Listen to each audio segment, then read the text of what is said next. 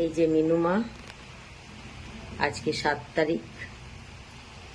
কি মিনুমা, কোথায় উঠছো মিনুমা? এই যে মিনুমার অপারেশনের জায়গাটা অনেক বড় কাটা হয়েছে, যেহেতু ওরা মনে করেছে এখানে ওর পেটে বেবি আছে। তো আমি বলেছিলাম যে 2 মাস 7-8 দিন ওর বাচ্চাদের বয়স। তো এই আমি যতদূর জানি এত কম সময়ে ওরা কনসিভ করে না, ওদের আরেকটু সময় লাগে। তো ওরা বলল যে বাইরের বিড়াল হতেও, বাইরের বিড়াল তো তো প্রেগনেন্ট আছে, তো ওর পেটটা একটু বড় আর ঝোলা মতো ছিল। আমি বারবার বললাম যে না, বেবি নেই, কারণ বেবি হতে পারে না। আমি যতটুকু জানি যে 2 মাস 6-7 দিনের ভেতরে ওরা আবারও মা হতে পারে না, আরেকটু সময় লাগে। তো ওরা বললো যেহেতু বাইরের বিড়াল, ও বাইরে থাকে, হতে পারে। আর ওরা পেটটাকে হাত দিয়ে চেক করে বললো যে বেবি আছে 100%। বললো 100% বেবি আছে। তো আমি আর কি বলবো, আমি তো আর ওদের থেকে বেশি জানতে পারি না। তো সেই আন্দাজে ওরা বেবি আছে ভেবে ওরা বেশি করে কেটেছে। তো আমি কাটার আগে বলেছিলাম যে অল্পই কেটো, যদি দেখো যে বেবি আছে তাহলে না হলে আরেকটু কেটো। তো ওরা মনে হচ্ছে প্রথমেই বেশি কেটে ফেলেছে। তো এক তো বেশি কাটা হয়ে গেছে, আর যেখানে আমার অন্য মাদার ক্যাটদের সেলাই পড়েছিল 1খানা, সেখানে ওর সেলাই পড়েছে 3খানা। তাহলে কাটাটা অনেকটাই বড়। তো এটা হলো কাটা। তারপরে হলো ওরা মানে যখন কেটেছে, তো বাচ্চার যেটা বাচ্চা না হওয়ার জন্য যেটা বাদ দেবে, তো সেটা ভেবে ওরা আগে একটা কেটে ফেলেছে। তো কেটে ফেলে পরে দেখছে বাচ্চা হওয়ার যেটা কাটার, সেটা আবার ওরা পরে খুঁজে পেয়েছে। তো প্রথমে যেটা কেটে ফেলেছে সেটা ওরা আগে তাড়াতাড়ি সেলাই করে দিয়েছে, আর সেটা নাকি মেসেঞ্জারে।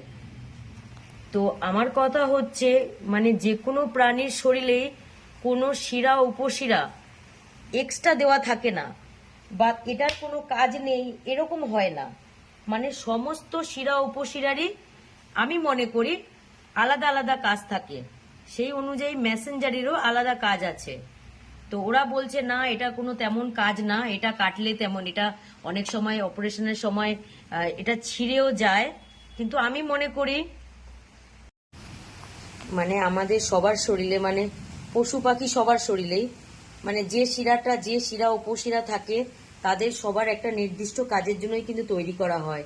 কোনো শিরা উপশিরাই কিন্তু আমাদের শরীরে বা ওদের শরীরে এক্সট্রা করে দেওয়া থাকে না, যেটা এক্সট্রা, এটার কোনো কাজ নেই। তো যাই হোক, ওরা ভুল করে মানে বাচ্চার ওইটা কাটার আগে ওরা ওদের কাছে মেসেঞ্জারিতে ওদের কাছে ভুল করে কেটে গেছে। আর তারপরে মেসেঞ্জারিটা কাটার পর ওরা বাচ্চার মানে যেটার জন্য আমি অপারেশনটা করিয়েছি যাতে বেবি না হয়, ওরা তারপরে কিন্তু সেটা খুঁজে পেয়েছে। আর এই মেসেঞ্জারিটা কেটে যাওয়ার ফলেই কিন্তু ওর এত এক্সট্রা যে ব্লিডিং গুলো হয়েছে, পটি থেকে যে ব্লিডিং বেরিয়েছে, ও যে এত দুর্বল হয়ে পড়েছে, 2 দিনও ও উঠে দাঁড়ায়নি, এটা ওই মেসেঞ্জারিটা কাটার জন্যই হয়েছে।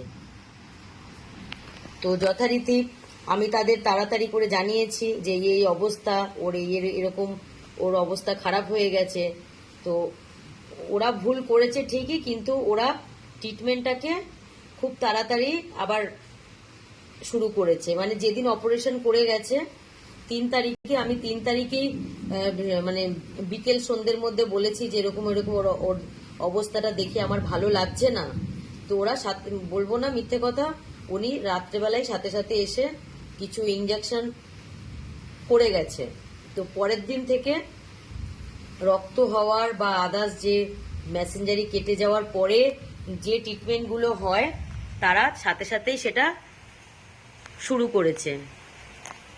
ওরা একটু যদি শান্ত মাথায় আরেকটু সময় নিয়ে আরেকটু দেখে শুনে যদি কাটতো, তাহলে হয়তো সঠিক জিনিসটা কাটতো, ভুল জিনিসটা আগে কেটে যেত না। তো যাই হোক, আমার মিনুমা জানিও অনেক কষ্ট পাচ্ছে, ওর এই শরীরের কিছু নেই এমনিও, তার মধ্যে রোজ এত স্লাইন, এত ইঞ্জেকশন, তাও আবার দুবেলা 6-7টা করে ইঞ্জেকশন চলছে। হ্যাঁ, 4 রকমের স্লাইন চলছে দুবেলা। পায়ে রোজ দুবেলা স্লাইনের জন্য ছুঁচ ফোটানো হচ্ছে, তারপরে সেই পা ফুলে যাচ্ছে, সেখানে আমাকে গরম স্যাক দিতে হচ্ছে। আমি জানি ও অনেক কষ্ট পাচ্ছে। তো আজকে 7 তারিখ, আজকে 7 তারিখের রেজাল্ট এই পর্যন্ত। তোমরা প্রে করো আমার মিনুমা যেন থাকে আমার ঘরে এইভাবে, আর আমার মিনুমা যেন তাড়াতাড়ি সুস্থ হয়ে যায়, আমার কাছে থাকে। না মিনুমা? হ্যাঁ মিনুমা, কারো ভুলের জন্য আমার মিনুমা কতটা শাস্তি পাচ্ছে। ওরাও ভুল করেছে, আমিও কিছু ভুল করেছি।